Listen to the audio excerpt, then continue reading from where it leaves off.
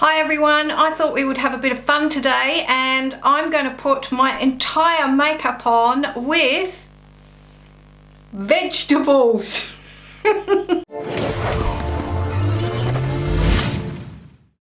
Hi everyone, my name is Ziggy and I'm from Look 10 Years Younger, and my mission is to inspire mature women everywhere to look and feel even more beautiful than they already are. And today I thought we would have a gigantic bit of fun and just, instead of using brushes and all of the professional stuff to put the face on, that we would use vegetables. Okay, so I have a huge array of veggies and they are washed and they are cleansed just as I would with my brushes. So let's give it a go, shall we? So the first thing that we need to do is put on our primer. Now, I usually put my primer on with my fingers, so I'm going to do that today. So I'm putting primer on, just so that my vegetable applied makeup really sits beautifully on my skin. Now, my foundation of choice today is the La Mer, the Soft Fluid Long Wear, because of course once you've used your vegetables to put your foundation on, it needs to stay there for a long time so that you've got your makeup looking beautiful all day long. I really like this foundation for that. I'll give it a bit of a shake up, and my vegetable of choice for application is a sweet potato, which I have obviously cleaned, and I've sliced into a little wedge shape so that I can apply it beautifully and get in, you know, in the corners. So let's give that a go. I have foundation on my hand. I'm going to do what I normally do, which is just dot it all over my face. And we have our sweet potato sponge to apply that. Now, a review on the sweet potato sponge, my first impression of using it. It's quite firm. It doesn't bounce around as much as a beauty blender might, I've noticed. It is refreshingly cool, I must say. The edges of it feel a little sharper than the beauty blender, and I'm not sure that it's as flexible as the beauty blender either. You know, the beauty blender you can kind of mold a little bit to your skin. The sweet potato doesn't appear to have that flexibility, but it is beautifully refreshing, I have to say. And it's a little bit tight under the eyes. It's not particularly soft, and I'm going to have a look in a minute to see how well it has blended my makeup. Let me have a look in the mirror.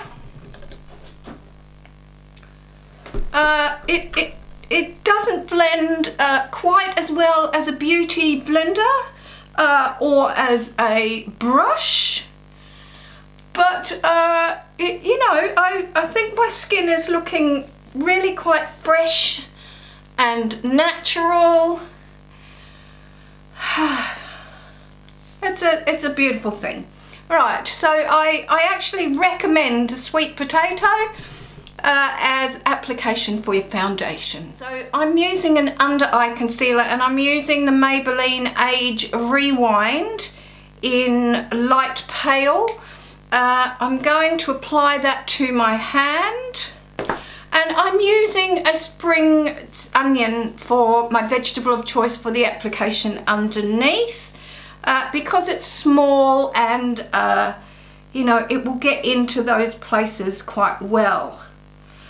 Now, I noticed that the spring onion doesn't work quite as well as my under eye brush. It does leave some marks there, so we may need to use the leaf of the spring onion. You know, I've just pulled a bit of leaf off to blend that in under the eyes a little bit. and it does make your eyes water a fraction as well. So the spring onion leaf is working beautifully to pack that in under my eyes. I might just need to wipe the tears out of my eyes now. Oh, that's a beautiful thing. Right, I have beautiful under eyes there. What do you think? It's looking really good, isn't it? I'll just bring you in a bit more. Now, of course, we need to set our foundation and our under eye concealer, and my powder of choice is the La Mer The Powder. This is the new formulation, and the application tool that I'm going to be using is a beautiful piece of broccoli. So we'll just spread the powder. I can't get my broccoli. Right, I need to get the broccoli. Right, so lesson learned is that you can't have too big a piece of broccoli because you can't get it in the powder pot. So there we go, look at that, that's beautiful. I might just have to cut the broccoli and make it slightly smaller. Right, so I have cut the broccoli and I'll now use the smaller piece instead so that we can actually get it in the pot. So it's now getting in the pot, which is a beautiful thing. So here we go. Now, oh, a bit of broccoli on my face. Now, I am finding my first impression of the broccoli is that it actually doesn't grab the powder very well. And it tends to spread the powder, I've noticed, in little dots rather than in a nice veil of powder. So I'm not sure if broccoli is the right tool. Oh, smells really nice though. It's very cooling under the eyes when you've used spring onions to put your concealer on though, I must say. Look at that. You know, with a little bit of work, the broccoli works really well. There you go. The broccoli is working pretty well, just needs a little bit of work, all right? So be prepared when you use your broccoli to apply your powder that you do need to work the powder in a little bit with the broccoli tool. Today, my tool of choice to apply my powder blusher is a cauliflower. And you can see I've managed to cut this one to a beautiful shape that will fit in my powder blush pan, and it's a beautiful shape for the application of powder just across this part of my eye. So I'm just putting it in the powder blusher now. You can see how it kind of grabs at the powder blusher, and we'll apply that now. Now, yes, that's quite beautiful. I just need to apply a little bit more to the other side. You can see how the cauliflower grabs the powder blusher, and that's a beautiful colour blusher. We probably need to blend that in with the cauliflower just a little bit more, I feel. The cauliflower's taken it a little bit further than I would have liked, but you know, we work with the tools that we have, don't we? So I now have very pink cheeks.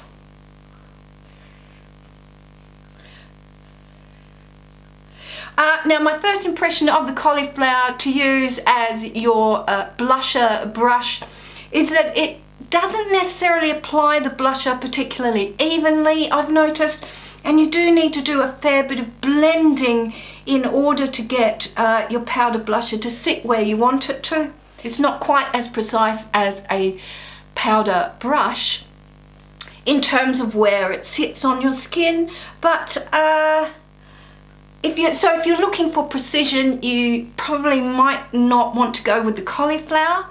But look at that. Look at that. I have to say, notwithstanding that it's slightly blotchy, that's not a bad application of blush.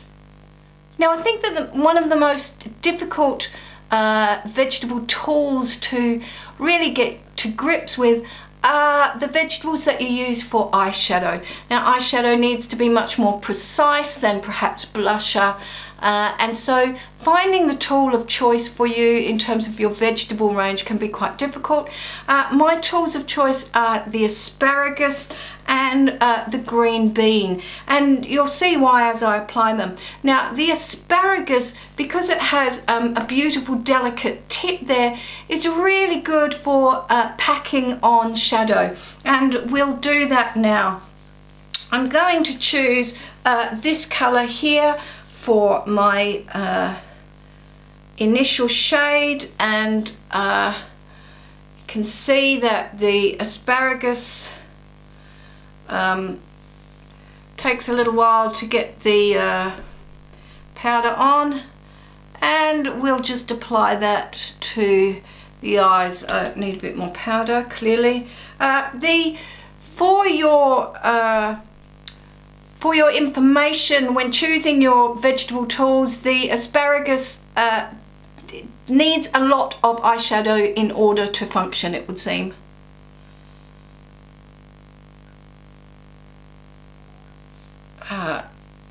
It needs quite a lot of eyeshadow in order for it to function, it would appear, and but it applies the eyeshadow very softly. You may need to use the side of the asparagus as well as the tip.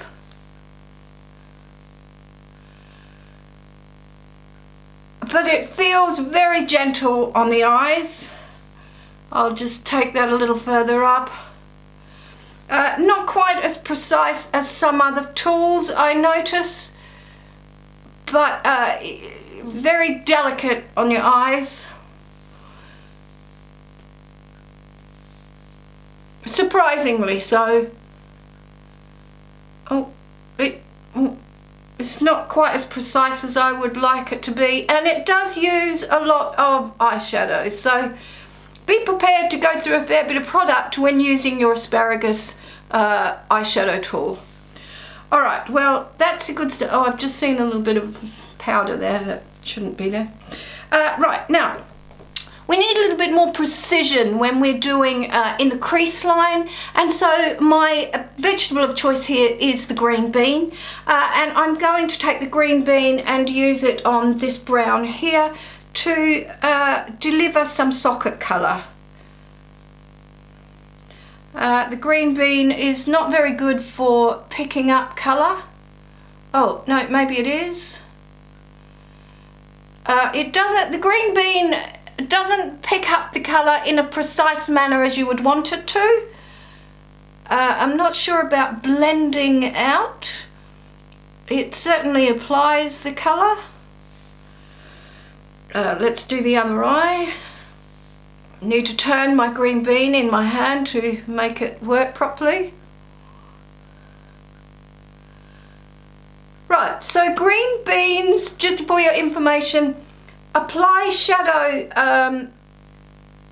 to your eyeliner. It actually feels very soft in application. You know, it's not harsh, it's not scratchy. It's not quite as precise as I would have hoped it could be. And I may need another vegetable tool to blend that out. And my blending out tool of choice in terms of vegetable, I'm just getting it here, is a baby broccoli. Now this is baby broccoli, not grown-up broccoli. Grown-up broccoli is too hard for use on your eyes, so you use the baby broccoli to very delicately blend in your colour. And you can see that the baby broccoli is very soft on the skin. It blends out those colours very beautifully.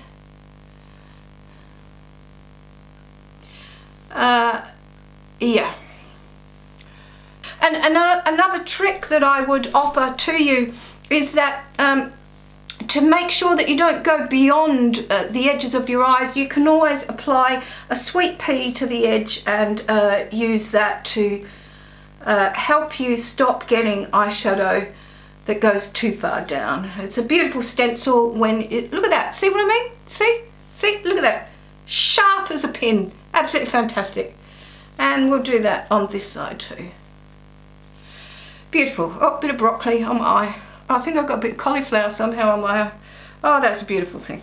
So that's my eyes done. You can see how incredible the vegetable tools are at application and at blending. Now, of course, the eye look would not be complete without eyeliner, and I have the gel eyeliner. This is an Inglot gel eyeliner, and I quite like that in terms of application for my clients. In this instance, with vegetables, the best brush that you can use is a piece of celery. Now, you need to cut your celery at a point at the end there. I hope you can see that's cut at a nice point at the end there. A little bit like you would use a fountain pen, and you pick up your gel eyeliner on your celery pen, if you will, and you then apply your eyeliner. Now, I have to say that the celery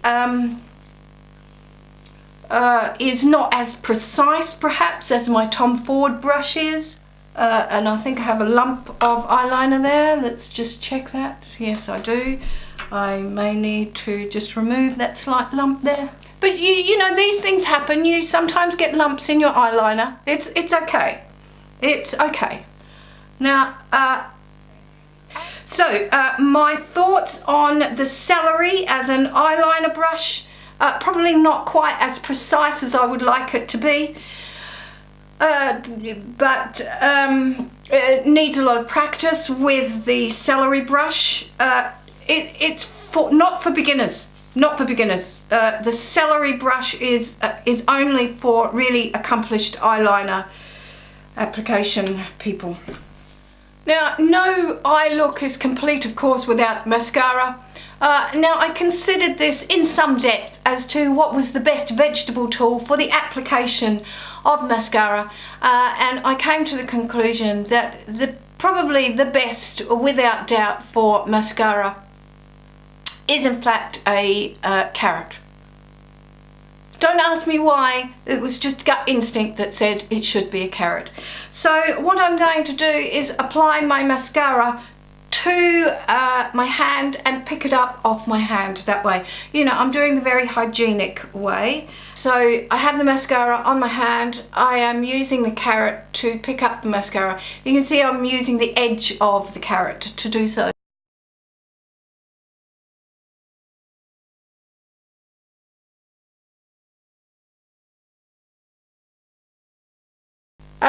Now the carrot for application of your mascara. I'm just still applying this eye, but I will give you my impressions of the carrot as a mascara applicator. It is, if you cut it on the slant, it is surprisingly precise for the upper eyelashes. Yes, that's a beautiful thing. And you need to be careful that you don't poke yourself in the eye with the carrot, of course, but then of course you wouldn't be poking yourself in the eye with the mascara brush either. And in terms of the lower lashes, I have to report that it's not quite as precise at all, but that's okay. You can see how you apply the mascara. Right, okay, so in terms of success, I'm going to use the bean to clean up underneath this eye here, because I've got a bit of excess mascara there that I don't want. Actually, that's really good because it's smoking out the mascara and gives me a bit of a smoky eye look. Oh, might actually try that. Right, so my thoughts on the carrot as a mascara application tool. not quite as precise as I would have hoped for, and particularly with the lower lashes, it's not the best tool that you could apply. I wonder if a blackberry would have been a better option, or perhaps even the hairy end of a spring onion. However, bearing in mind that the spring onions did make my eyes water, probably not a good choice either. And I'm going to use my lip palette here. And my vegetable of choice for the application of lips is a sweet pea. And so today, to finish off this very sophisticated, smoky kind of look, I'm going to go with a deep lip colour just to match my eyes, and I think I'll go for this colour down here, a sort of mauvey sort of colour. Now, it's very important when you use your sweet pea to apply your lip colour that you don't use the end that is attached to the plant with the little flowery bit, because that won't get you anywhere. You need to use the other end of the sweet pea. Now, I'm taking the sweet pea up off my palette and taking the lipstick rather on my sweet pea, and I've got a bit of broccoli on my lip. Oh no, it might be a bit of mascara from the carrot, and we're going to apply the lip colour now with the sweet pea. Beautiful smell of sweet peas I get.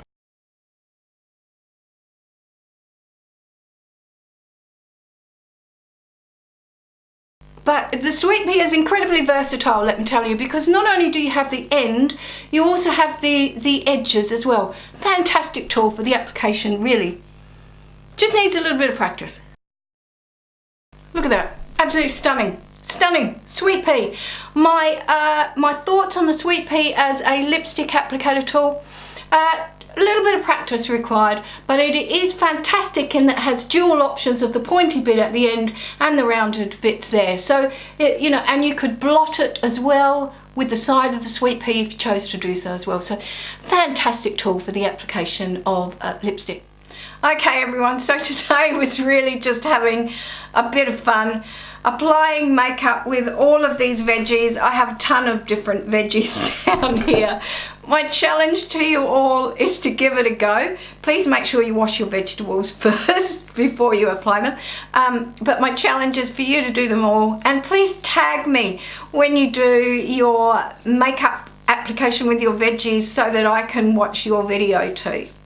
It's been a whole lot of fun doing this video, and I hope you had a whole lot of fun with me. I look forward to seeing your videos, and so it's bye-bye from me. Oh, and can I just tell you, no vegetables were harmed in the making of this video. Please subscribe and join the Look 10 Years Younger team. You'll find the subscribe button that looks like this, and you'll find it down there. And when you click on it, poof, it magically changes, and now it'll look like that. If you click on the little bell button that's in there, it'll bring up a new window, and if you click on the button that says send me all notifications from this channel, every time I upload a video, it'll be first in your subscription feed so you can stay up to date with me. I love sharing videos with you, so you can find my last video here, and you can find another great video from me down there. I upload every Monday and every Thursday, so let's stay in touch. So that's been another video from me to you. I look forward to seeing you in my next video, so until then, bye from me.